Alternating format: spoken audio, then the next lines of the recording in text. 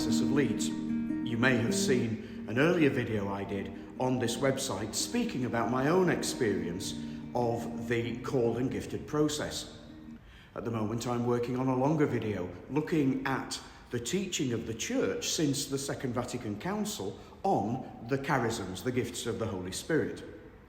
But I felt moved to record this video as I came to realise just how vital priests are in this process of church renewal that focuses on the responsibility of the laity to live out their vocation, giftedness and apostolic ministry.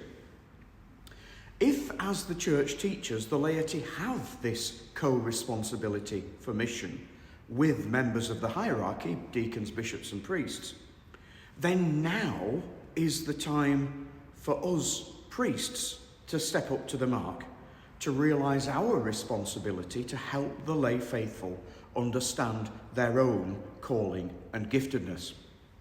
Of course, not all of our parishioners are ready yet to be discipled in this way, even though they may be well formed in the sacraments and faithful members of the Church. In spite of all that has been taught by popes since the Second Vatican Council, there is still widespread spiritual infancy within the Church. It's important that we pastors are not discouraged by this. Instead, we need to be ready for when the Lord sends us those disciples who are ready, disciples whom he is at this moment preparing for us. As part of our own readiness, we need the confidence and conviction to fulfill the munus regendi, the role of governance that is ours through our priestly orders.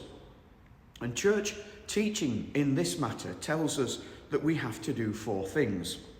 We have to test and discern any charisms which emerge in our parishes. That's another way of saying we should both engage in and promote discernment.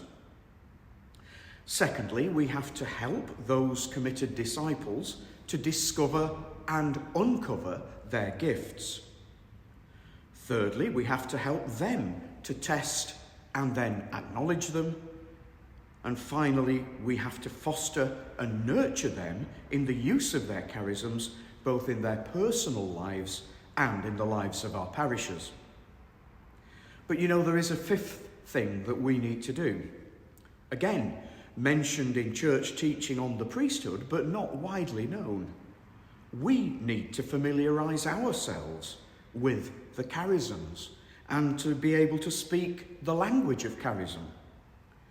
We have to make sure that we know what our charisms are, and just as important as I discovered in my own journey, what they are not, which charisms we don't have. If I tell you that doing this made my priestly ministry easier and more fulfilling, that might encourage you to find out more. The called and gifted process is, of course, not the only charism discernment process around, but to my mind, it's the best.